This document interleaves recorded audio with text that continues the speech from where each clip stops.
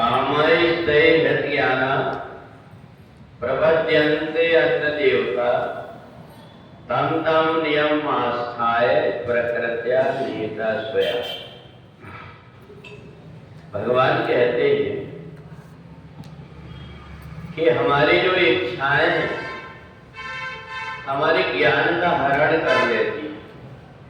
जिस व्यक्ति के अंदर जितनी ज्यादा इच्छाएं होती है वो उतना कंगाल होता है, अंदर से खोखला हो जाता है, अपनी इच्छा पूर्ति करने के लिए कुछ भी करने को तैयार हो जाता है। और इसलिए इसको अज्ञान कहा गया।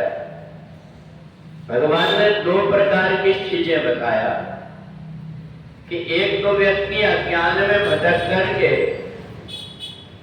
और उन चीजों को प्राप्त करना चाहता है जिसको प्राप्त करके उसे कभी जीवन में सुख मिलता ही नहीं, उन चीजों के पीछे भागता है।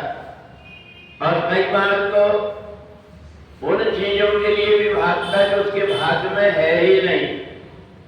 तो इसलिए समय से पहले और भाग्य से ज्यादा किसी व्यक्ति को कुछ मिलता नहीं। इसका अगर व्यक्ति को ज्ञान हो जाए तो वो इधर उधर परेशान ना होकर के परमात्मा की तरफ चलने लगता है।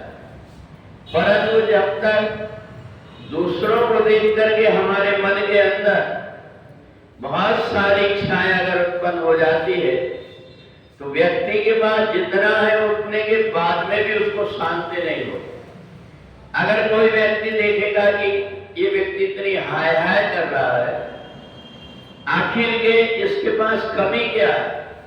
सब कुछ साधन होने के बाद में भी जो व्यक्ति इधर उधर भटक रहा है समझ लेना चाहिए कि अंदर से वो कंगाल है।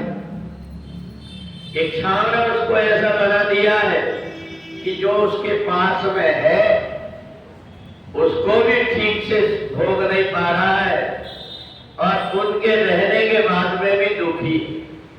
तो इसलिए ज्ञान और विज्ञान दोनों जरूरी। संसार का भी ज्ञान हो जाए और विज्ञान है कि हम शरीर छोड़ने के बाद में एक न एक दिन ये शरीर छूटेगा, सब कुछ यही का यही रह जाएगा। इसलिए मैं जो कुछ भी कर रहा हूं इससे मेरा आगे का भविष्य बनेगा, ऐसा मान करके व्यक्ति अगर सोच करके कर्म करता है उसको विज्ञानी कहते हैं। और इसलिए देवताओं में और राक्षसों में यही अंतर। देवता दूसरों को देने में आनंद अनुभव करते हैं और राक्षस दूसरों से लूटने में आनंद अनुभव करते हैं। तो दोनों का ये अंतर है। इसलिए देवता जैसे व्यक्ति को पूजा जाता है और दानव जैसे व्यक्तियों की हर जगह निंदा होती है, हर जगह उनको मार करके कष्ट दिया जाता है। तो इसलिए जिस समय पर आदिशक्ति भगवती जगदम्बा ने देखा कि संसार में जितने भी व्यक्ति हैं अपने स्वार्थ के कारण महिलाओं का दुरुपयोग कर रहे हैं, तो इसलिए आदिशक्ति भगवती जगदम्बा ने कहा जितनी भी महिलाएं हैं वो सब मेरा ही रूप है। और इसलिए भगवती जगदम्बा ने कन्या का रूप बना करके ये बताया कि कन्या एक ऐसी परमात्मा की सृष्टि में वस्तु है जो अपने घर में रह करके भी पराई हो जाती है। पराई ही हमेशा कहलाती है, वो है कन्या। अपने घर में रहती है, जहां जन्म लेती है वहां हर कोई उसको कहते हैं कि ये दूसरे बाप के घर जाएगी। यहां भी रह करके इस प्रकार की बात है।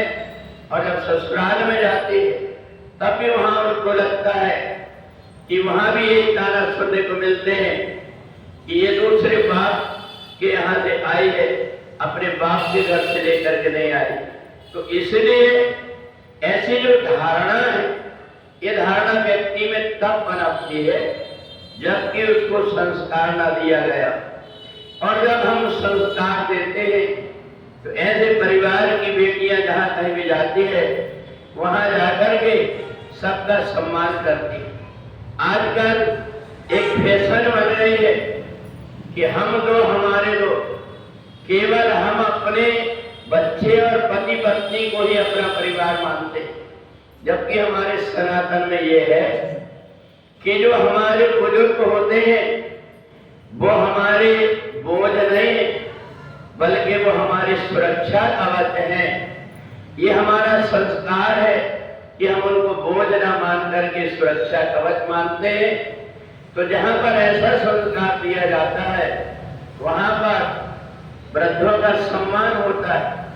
आदि शक्ति भगवती जगदम्बा ने देखा ये जो राक्षस है, मां नहीं मात पिता नहीं देवा, ये ना तो माता को मानते हैं, ना पिता को मानते हैं, ना देवताओं को मानते हैं।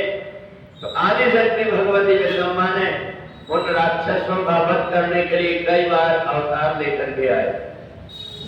रक्तबीज नाम के राक्षस ने जब साधना तपस्या करके ब्रह्मा से ये वरदान मांग लिया कि मैं जब भी युद्ध करूं मेरे शरीर से जितनी भी खून की बूंद नीचे गिरे मेरे जैसा महाबली पैदा हो जाए। रक्तबीज को पता था कि जितनी भी बूंद मेरी खून के गिरेगी उतने मेरे जैसे बलि हो जाएंगे, तो मैं अमर हो जाऊंगा। पर उसको यह नहीं पता था कि आदि शक्ति भगवती जगदम्बा ने जब देखा कि रक्तबीज के शरीर से जो बूंद गिर रही खून की, उससे अनेकों राक्षस पैदा हो रहे हैं। उन्होंने अपने मुंह को बड़ा करके और जितनी भी खून की बूंद गिर रही थी उनको अपने मुंह में रख करके और रक्तबीज का वध कर दिया। तो जो अत्याचारी है, अन्यायी है, एक न एक दिन उसका विनाश होता है। इसलिए जो व्यक्ति ये समझ करके कि संसार में आकर के अच्छे कर्म करे, ऐसा करके जो व्यक्ति अपना जीवन व्यतीत कर